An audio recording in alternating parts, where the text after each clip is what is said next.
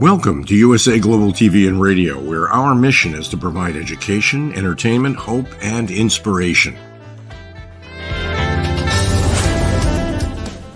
USA Global TV and Radio connects you with experts and audiences all around the world every single day to help you succeed in business and to live a richer life. Visit us at usaglobaltv.com to learn about career and life-changing training and mentoring programs like the Listening Mentor. Subscribe to our newsletter to stay informed about our special programs and offers. Discover how you can become a guest on one of our shows or a host or producer of a USA Global TV and Radio show of your very own. That's USA Global TV and Radio, where the doctor is always in.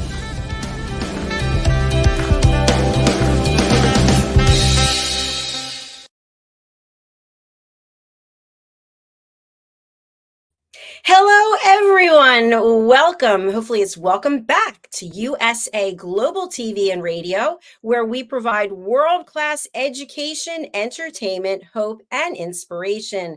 I'm Dr. Jacalyn Kerbeck, and our show today is The Power of Etiquette and Manners, sponsored by the British School of Excellence and founder, Mr. Philip Sykes. Let's welcome him to the show, as today we are discussing etiquette and manners at a conference. Welcome. Hello. Hello. How are you? Super excited. It's Friday. Yay. Absolutely. Lovely to see you, Dr. Jacalyn. Look fantastic in red. Thank you very much, Philip. You look fantastic as well. And you've been literally all over the world. I'm having a hard time keeping up with you. Tell us where you've been and what you've been doing. Thank you. Yeah, a few weeks ago, as some of the viewers may know, we were in South Africa delivering some coaching and training and doing Train the Trainer, the first live one we've done since March 2020, which was a great success and a joy, and nice to be in a warm climate as well. And from there, I got back, started another online Zoom Train the Trainer, and then I was flown off to Barcelona to work with a prestigious brand called Montclair, and did a full day's conference with them on the power of etiquette and manners, and really focusing on a bit of EQ and understanding. It was a bit of a generic touching different elements of etiquette, manners, and emotional intelligence and customer excellence and mindset. And then back to the UK, and gee, it's just been a whirlwind tour for the last couple of months, actually. And you say you can't keep up with me. I don't think I can keep up with me myself.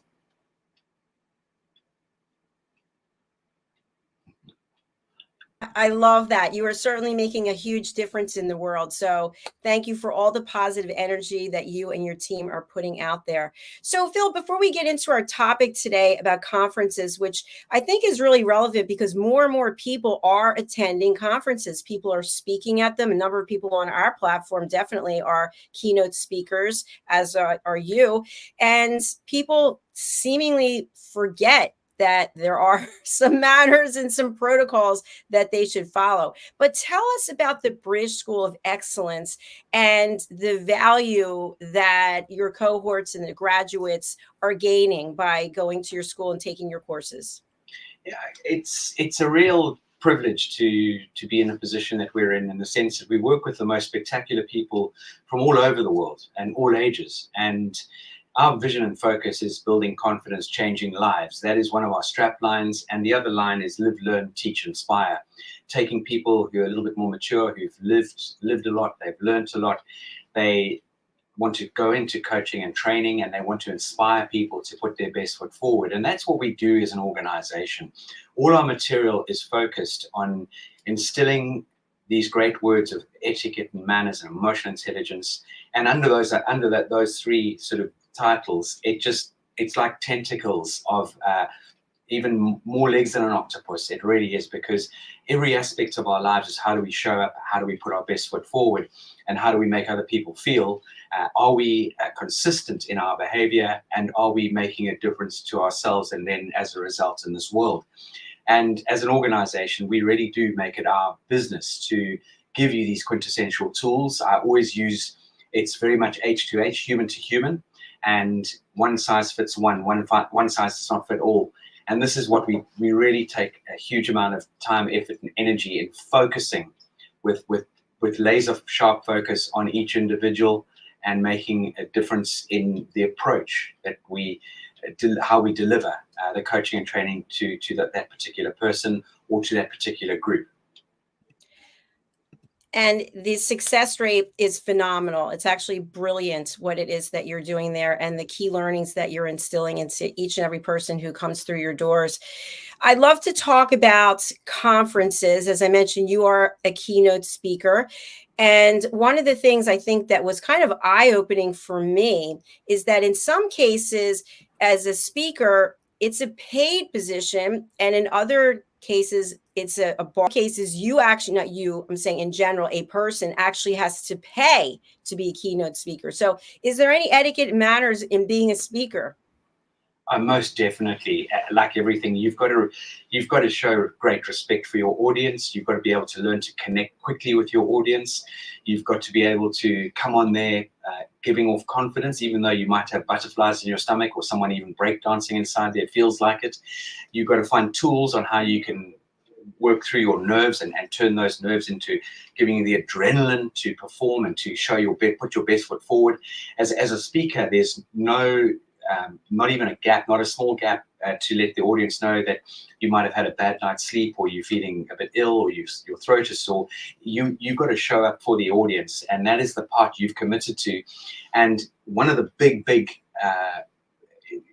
for me, one of the biggest things along this, apart from the etiquette and manners surrounding this, is preparation and practice. You owe it to yourself, but you owe it to the people who are giving up their time to come and listen to you, because time is one of our, along with health, is the most beautiful gift we have in this world, and time doesn't do refunds. So if you haven't prepared and practiced and really given all your energy on that stage or wherever you might be speaking from, you're letting yourself down, but more so you're letting the people in the room down. There's a lot to think about when it comes to engaging with people. One of the other areas that's fundamental, which Dr. Ivan Meisner, who set up BNI, the Business Network International, when we had our Live, Learn, Teach, Inspire program it was last year already. And one of the things he absolutely shared with us, that his team had to give him some tools and guidance on his body language. And he would be a big finger pointer and that sort of thing. And he was going to a country where finger pointing is just absolutely out. And I would suggest finger pointing should be vetoed wherever you go. You use a beautiful open hand and a gesture. And so you've got to polish your body language. You've got to polish the way you walk on stage. There are so many aspects to becoming a great presenter from the front of the room. I love that saying you just said, time doesn't give refunds, right? That's amazing. It's so true. So true. The time bank won't give you any refunds. even if you pray and ask for it. This moment's gone. This moment's gone. And it is. We get 86,400 seconds given to us every day. Everyone gets the same amount of time. How you choose to use your time is completely up to you. So there's a whole scenario that revolves around that. And when you're late for someone, or when you mess people around in a venue or something, don't waste their time, because it's as close to as theft as you will ever get. Thank you for sharing that. Absolutely. Philip, just to go back to what you were sharing, you are the speaker, you're there, you know your subject, you feel confident in what it is you're presenting, and there's some people in the audience who are being disrespectful to the speaker. Maybe they're heckling, they're yelling things out.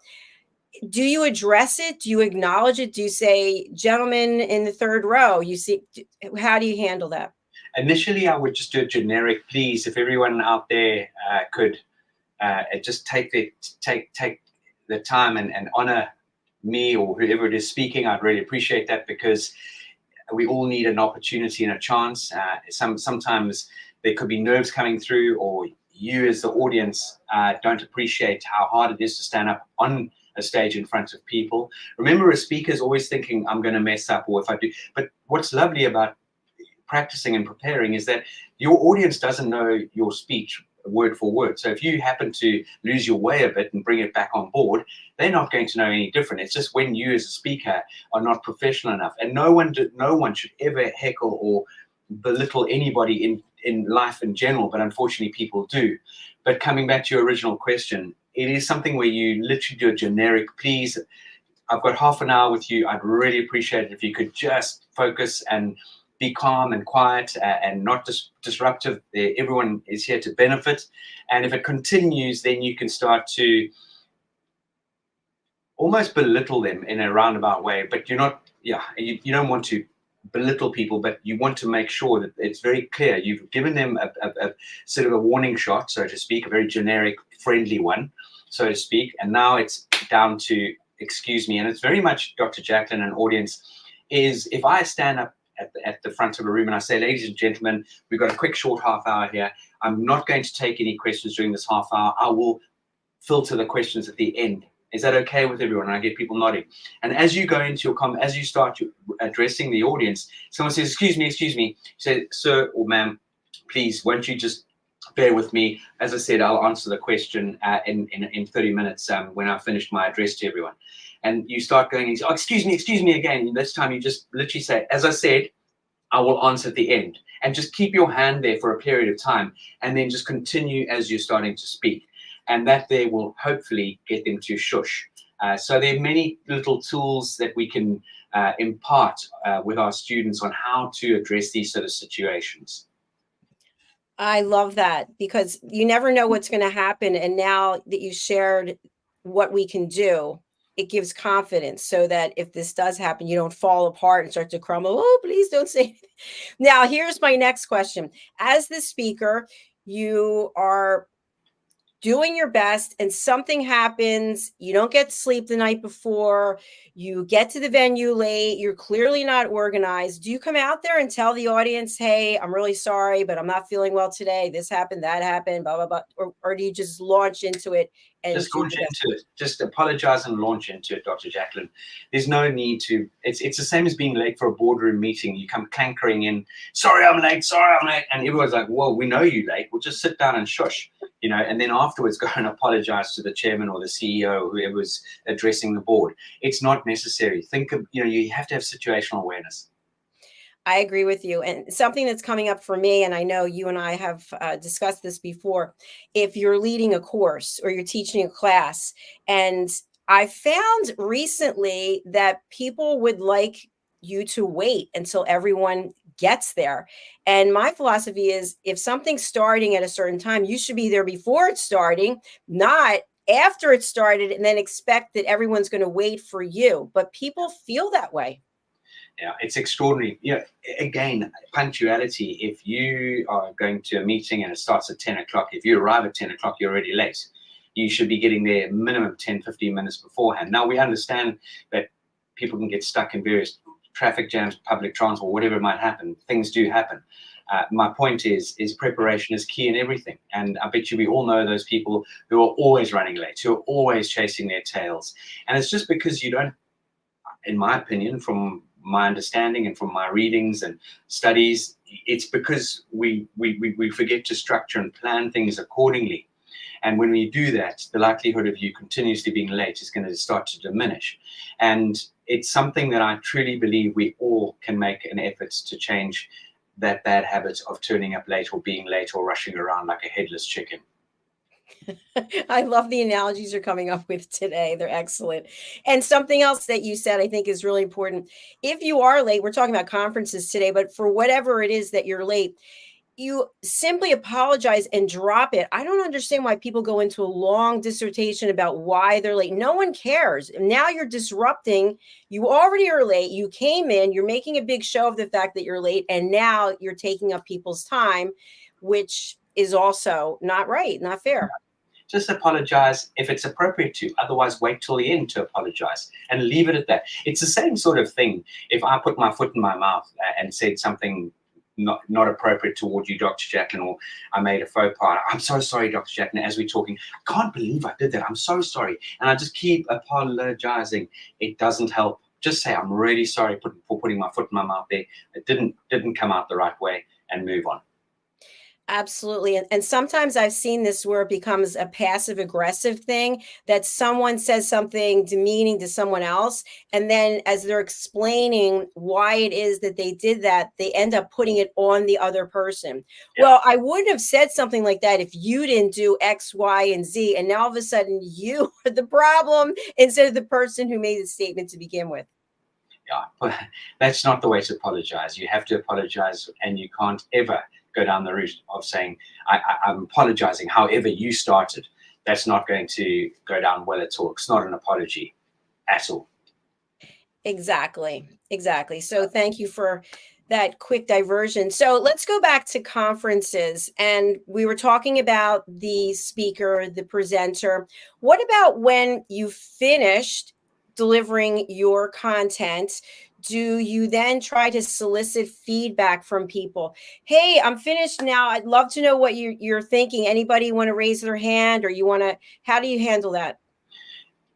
Are you sorry, am I correct in understanding you, let's say I've been speaking at the conference and now I'm engaging with my audience. Is that correct? Yes. And you want to know from the audience right there on stage how you did. That's also, I think, in the right sort of situation, you can absolutely do that, especially in what we would call a more sort of nurturing environment, an environment that you may know most of the people in the audience or all of them, and you can get some really good feedback from people and some good questions from them, which will then give you the confidence to be able to answer questions clearly, consciously, precisely. And remember, in this journey, we do not want to start talking in highfalutin Swahili or highfalutin whatever language. You keep your answers very, very clear and to the point, so much so that a youngster could understand your answer. Again, having said that, if it's specific to a specific industry, as in the pharmaceutical industry, for example, as in doctors, there will be big words that come out, which is specific to that industry. And hopefully everyone in the room is understanding your answer or the message you're getting across. Fantastic. Thank you. One more question in reference to the speakers. So let's say you're introduced by someone, you get up, you give your presentation. Can you then start promoting yourself and things that you've done, maybe packages that you offer, books that you've written, events that you're going to be hosting, or is that something that really is taboo?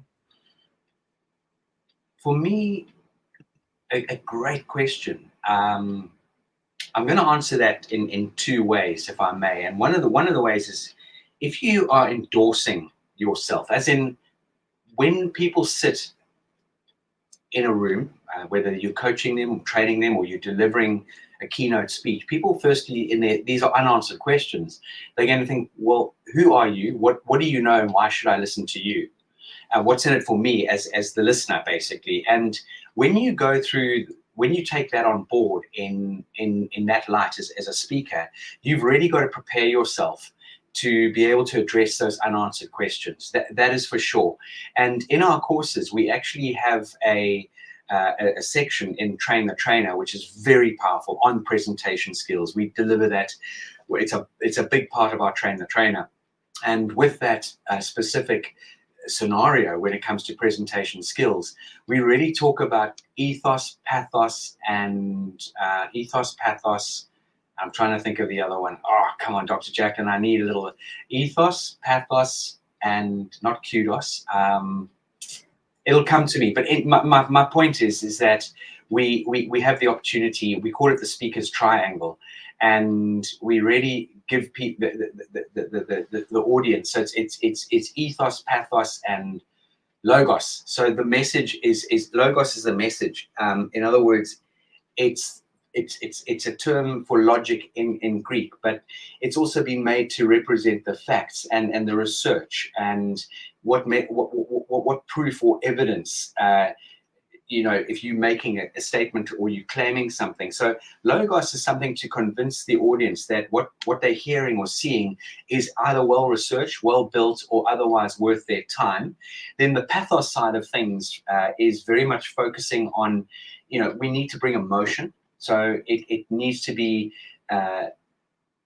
taking into account how we're going to make the audience feel or what the experience is going to be. In other words, the appeal of pathos makes the person either feel excited, they're going to feel sad, angry, they're going to feel motivated, jealous, or any other sort of number of emotions that may sort of persuade them to act based on what you say. So going back to your original question, if it's appropriate and you are promoting a certain scenario or yourself or product, very much you've got to bring that emotion, but it's got to be genuine, it's got to be authentic. And then on the ethos side of things, this is ethics, as you can imagine, that Greek word for the term ethics, but it's also to represent credibility of the person addressing the audience and making the communication, as in the speaker. The ethos very much establishes your message through a variety of factors, which would include status, awareness, your professionalism, the way you present yourself, it could even be celebrity endorsement and research. For example, Harvard University or Deloitte has recently written a report that 84% of organizations globally now are looking to make sure that their candidates have the right etiquette, manners, and emotional intelligence. So you've got to build your ethos to make your audience trust what you're saying. And this is absolutely crucial. I'm so glad that you shared that. That was new information for me. So thank you. And hopefully the audience is getting some new information as well. Speaking of the audience, more and more, at least the last conferences I attended, which were before 2020, people had their computers, they've got their phones.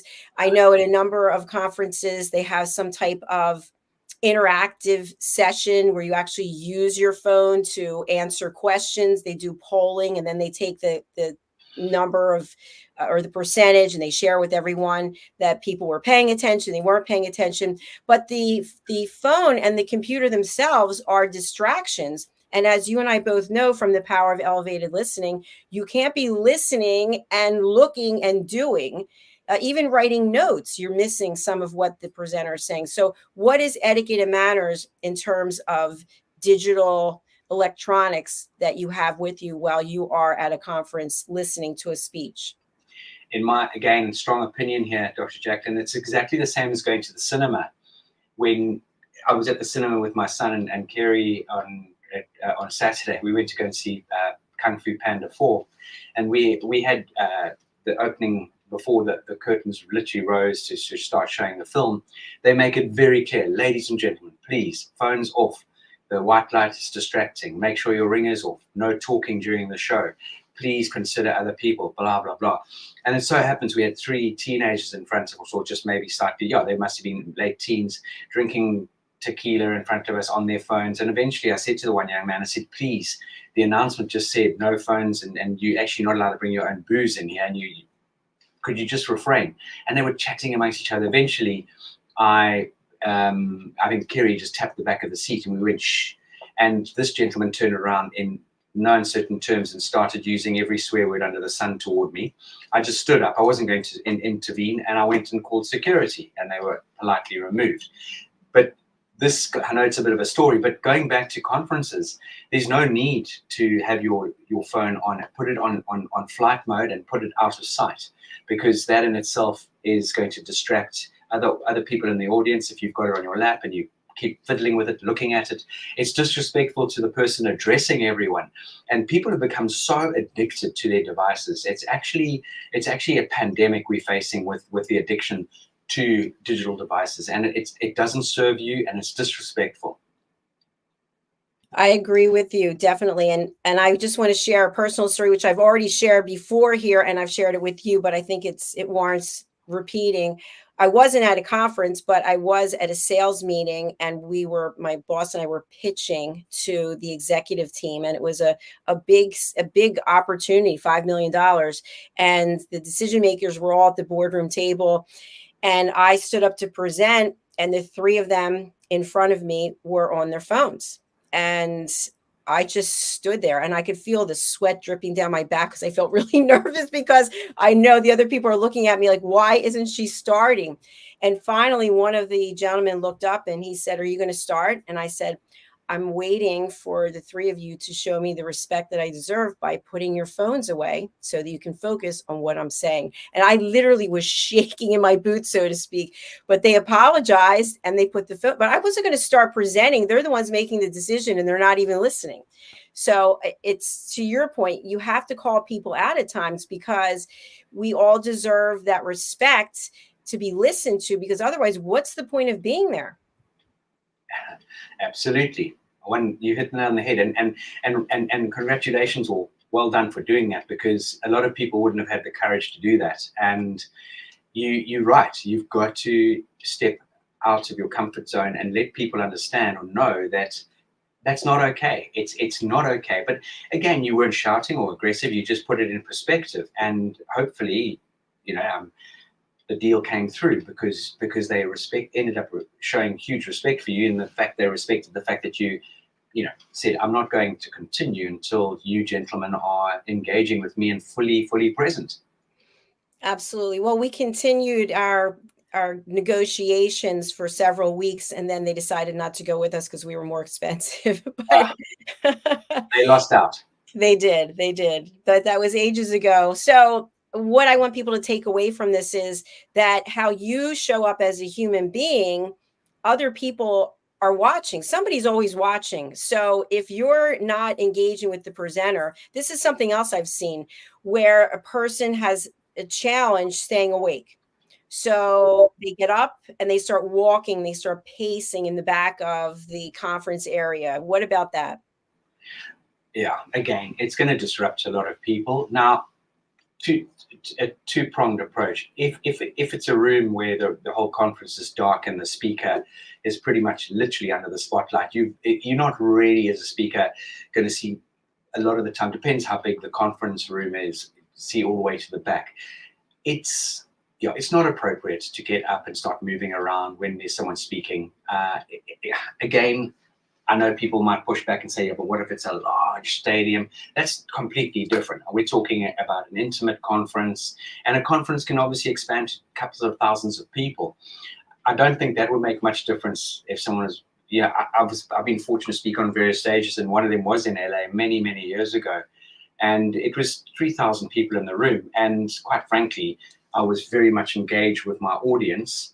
And it didn't really bother me, people coming in and out of the doors. It didn't. I was so in the zone and focused, and I wasn't going to let something like that trip me up or disrupt my presentation and delivery. So again, as a speaker, as someone delivering, you've also got to prepare yourself that there will be interruptions, and you've just got to run and go with the flow. The worst interruption is when they interrupt you verbally and they start heckling. That's when you can put the fire out. But if someone needs to get up and go and stretch, just let them do so. Or let them fall asleep in their seat. Thank you, Philip. And this one, I can't even believe I'm bringing it up, but I've seen it so many times where people are having private conversations during the presentation.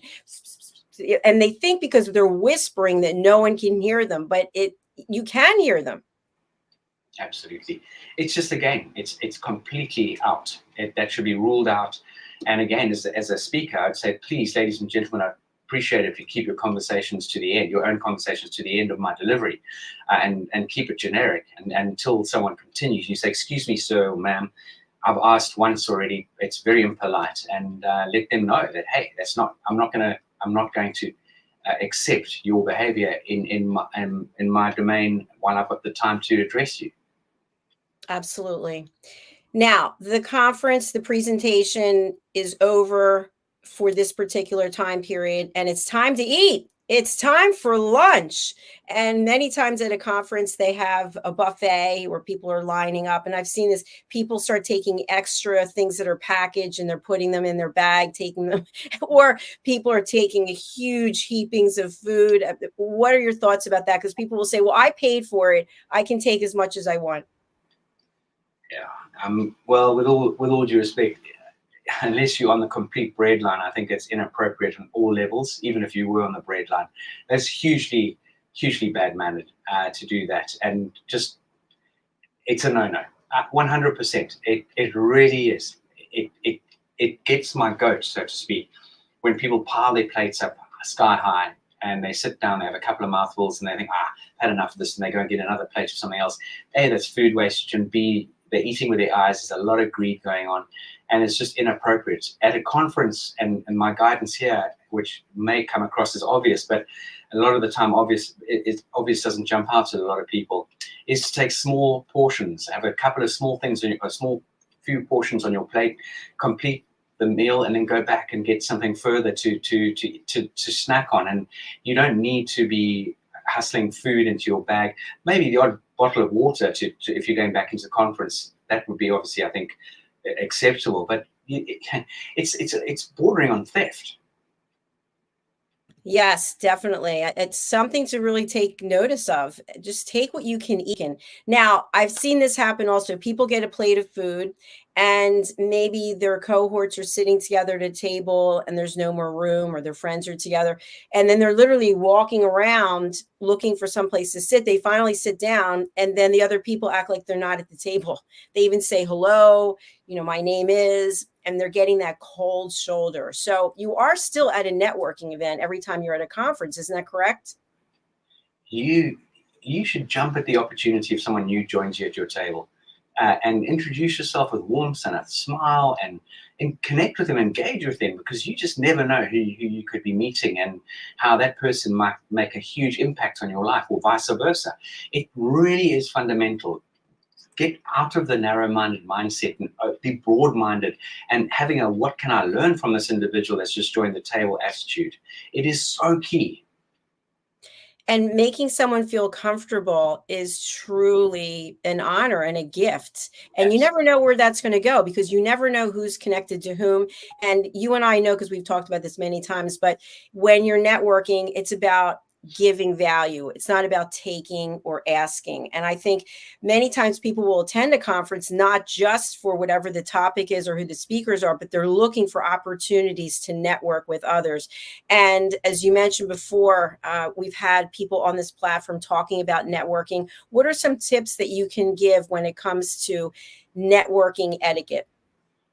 Always have a what can I do for you attitude when you approach or you're engaging with people. That is the first thing. It's not what you can do for me. So a lot of people might construe networking as, I'm going to go out there and see if someone can give me a job. That might happen down the line if you've built a rapport and trust. So if you think about networking, it's very much about the opportunity to connect with people and to see how you can support them and open up about things that you might be able to do for them. It could be, I think I may have shared this on one of the shows before, it could be you're visiting the UK and I meet you at a networking event in the US, and I say, where are you staying? And I make a suggestion of a few places, and I'll give you a few other ideas that you could add to your itinerary. And you might say, I love history, and I'll make a suggestion that I really think you should go and see the Natural History Museum. So it's offering, it's really giving people something that they can chew on, so to speak. And again, with networking, one of the things that a lot of people fall down on is they forget to follow up. We go to these events, we're spending our time and energy there, and I'm also going to put in that caveat, don't, alcohol front, try not to wolf back the alcohol, because that's not going to serve you either. You're going to leave the event fairly tipsy, and the next day you wake up no doubt with a bit of a hangover, and you've pretty much forgotten who you spoke to, or it just seems to be a bit of a haze. So again, the follow-up is so important. It's all good and well going to a networking event, but the follow-up is possibly the most important part of that, because That is where you can add even extra value via an email. It could be a WhatsApp, it could be a telephone call, whatever the medium is that you choose to connect with that individual is. But I would always encourage a follow-up email personally. That's what I would normally do. And again, I would reiterate some of the material about the conversation we may have had. Again, offering my services in that if you ever come to London, please, I'd really appreciate having a coffee with you, and I'd love to show you around, or these are the hotels I mentioned to you last night that I think you would enjoy staying at, and so forth. So again, it's so important that we look at networking as such an amazing opportunity to build our network, as in our network becomes our net worth. And a lot of people don't understand the value in this. I absolutely agree with everything you shared. And a question that I have, which we've discussed also before, but still pertinent.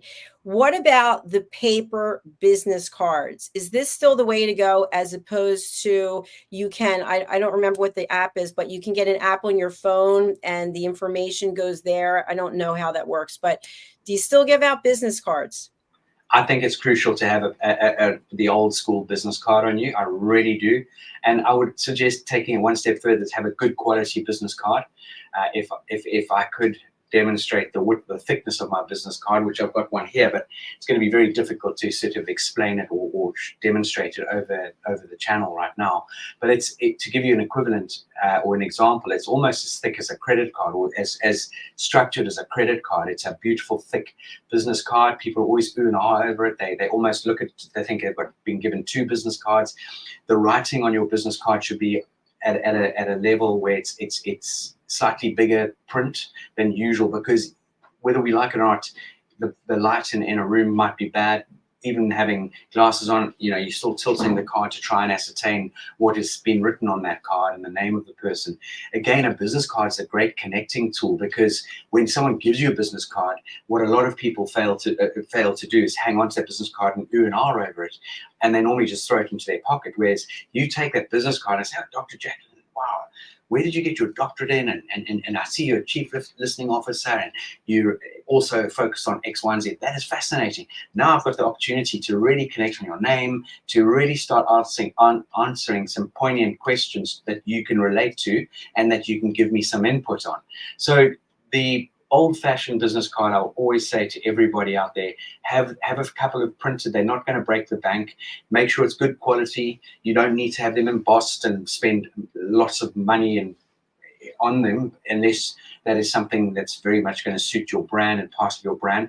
I'm also going to share with you that, yes, there is the digital business card on LinkedIn now. I only discovered this about a year ago. You can go to your LinkedIn, tap on your profile, and a QR code comes up, and you can zap the other person's QR code, and then you can send an intro message right there and then put the phone away. It must be on silent, not on vibrate, because you'll be going around the conference or the networking event with your bottom going zzz, zzz, zzz. So again, I think it's very important that you're showing respect by having the phone out of sight, unless you take the other person's business card via a QR code. Yes, I agree with you. I actually had business cards made up for USA Global TV and Radio, and they are thick. Like you could tap it on the table, and it's bold writing with our logo, and there's not a lot on there. It's just our website, our YouTube channel, the logo. And I love giving that out because people are like, wow, this, they're not going to be able to get rid of it easily. That's for sure. And then my other business cards for Dr. Jacalyn LLC, I have thicker paper, rounded edges, and my pictures on the front. And then my information's on the back. So I don't know if I like that. It's a few years old, but they're different businesses and they have different cards. Yeah, that's important to differentiate your businesses. It gets too confusing these days with people. People have got a very short window of concentration now. With all due respect, we're all in that boat, and that's where we can get into so many different elements of, have you prepared your pitch? In other words, your personal statement. It's no longer an elevator pitch, because no one's got 30 seconds.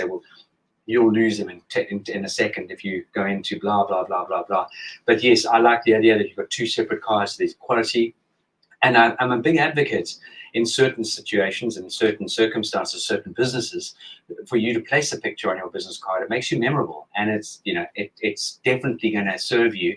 And on that point, if you're running a business, Dr. Jacalyn and Daughters, and they get this card the next day, I don't even know what that woman does. I just Dr. Jacalyn and Daughters. But then they flip the card and they can see you have a TV channel, you have a radio station, you're in multi blah blah. Then now that clicks. So it's important that don't waste the rear of your business card, because that can act as a little thumbnail sketch, resume, or CV. It's very true. It's like having a digital billboard that it's featuring you. People are driving by, they see the billboard, they see your card, and there they have just a brief synopsis of how you can bring value to them and how to easily get in touch with them. 100%. So Philip, I want people to be able to reach out to you, and you've got a number of ways that you're bringing value and helping people. Tell our audience, especially our new viewers on Roku Worldwide and Amazon Fire, and all of our loyal viewers. We've got some people on Instagram as well.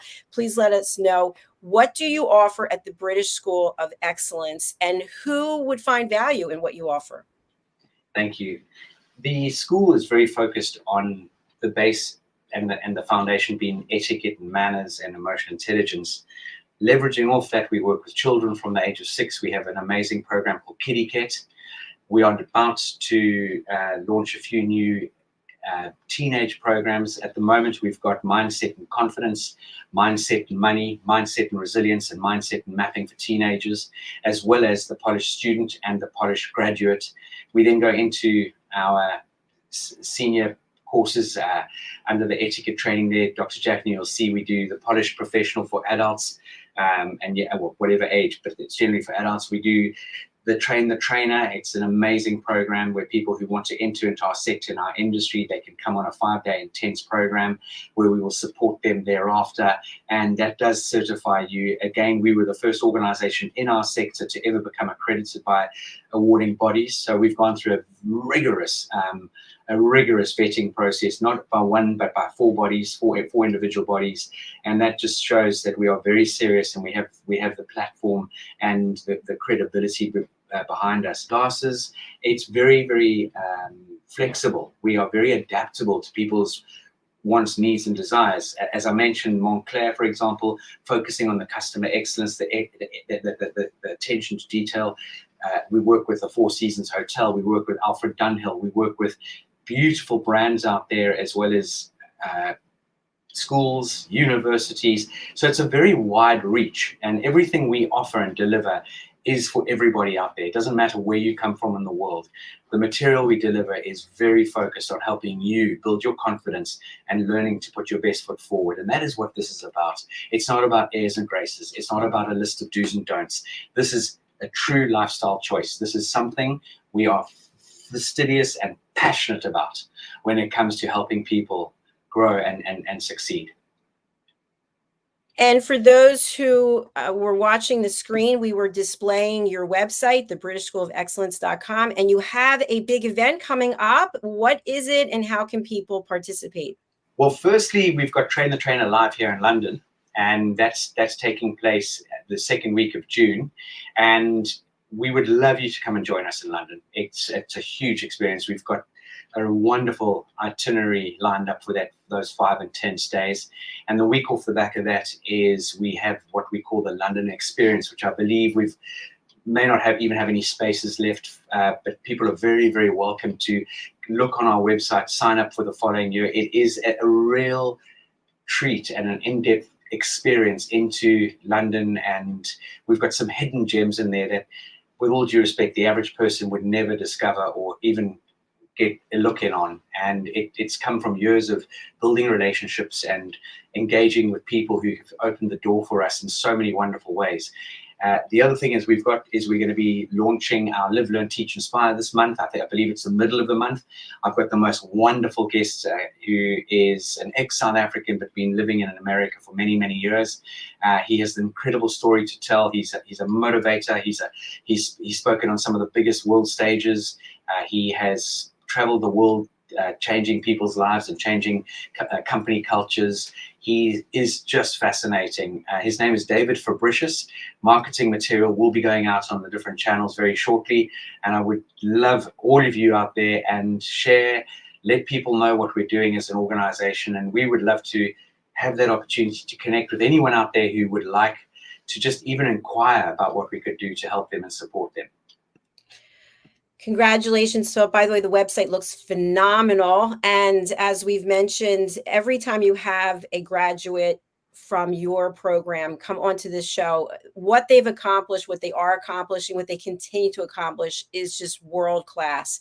So for anyone out there who's watching on the live or the replay, please do reach out to Philip. We have Philip's information here. You've got the website. You've also got the email address. You've got the WhatsApp phone number. Philip, which of these is the best way to get in touch with you? Your email address? Email is hello@thebritishschoolofexcellence.com, or we have WhatsApp buttons on our website. So we love engaging that human to human.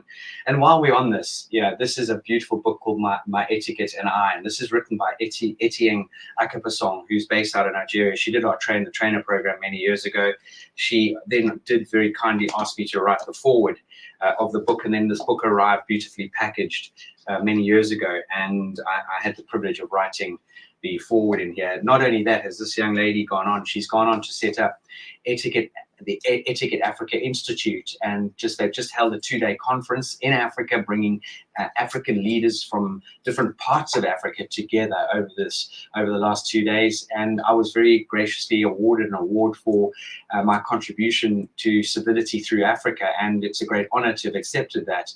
But it just goes to show that the people that walk through this door are serious about making a difference. We'll give you those tools in order to help you on your journey, and we will support you right through that journey. Please do reach out to Philip. I can personally advocate for him and for his team. They are world-class, exceptional at what they do. And Philip's a great person, by the way. He's a friend, and I really love working with him and our chat. So, Philip, thank you for taking the time. I know how busy you are, and I look forward to chatting with you over the weekend, hopefully, and then seeing you here next week. Wonderful. Have a fantastic rest of your day, Jacalyn. And I look forward to hopefully getting a word in this weekend. It would be lovely. Fantastic. All right, I'll be in touch. Take care. Bye-bye. Bye.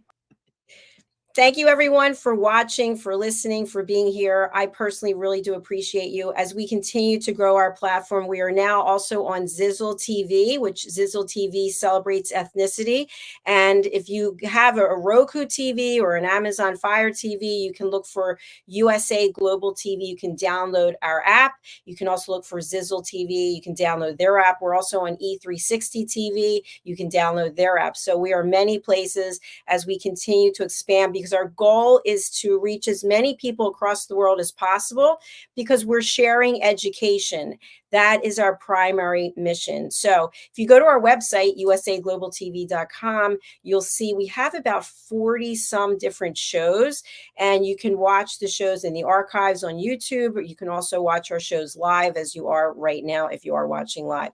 So thank you again for being here. We'll be back with our next show, and let's take a look and a listen to Philip and the Polished Professional. USA Global TV and Radio proudly presents our partner and sponsor, Mr. Philip SYKES and the British School of Excellence. Building confidence, changing lives. And now, proudly presenting the Polished Professional. On a transformative journey with the British School of Excellence's comprehensive suite of masterclasses, crafted to elevate your professional and personal life. 8 outstanding modules will elevate you to the next level. Module 1, Exploring Life's Purpose, delves into the depths of self-discovery, guiding you to chart your unique path to fulfillment and success. Module 2, Mastering Professional Presence and Confidence. This masterclass is a deep dive into the art of self-assurance and commanding presence, which is essential for standing out in today's competitive landscape. Module 3, Learn the Secrets of Visual Impact, how to curate a personal style that amplifies your professional brand. Module 4, Mastering Professional Etiquette and Communication Excellence, navigating the nuances of corporate interaction with grace and tact. Module 5, Elegance in Eloquence. We impart powerful techniques to captivate and persuade any audience with your oratory skills. Module 6, Unlock the potential of your emotional intelligence, EQ, and harness the ability to connect, empathize, and lead with emotional savvy. Module 7, Mastering DISC, building a gateway to understanding behavioral styles, fostering better personal and professional relationships. Module 8, Mastery in Dining Etiquette, building your confidence to perfect the subtleties of dining with finesse, enhancing your social savviness at any table. Step into the Polished Professional program where poise, elegance, and excellence aren't just taught, they're instilled for life. Join us to redefine your potential and polish your professional edge. To learn more, go to thebritishschoolofexcellence.com. The British School of Excellence are investors in people. Let us invest in you.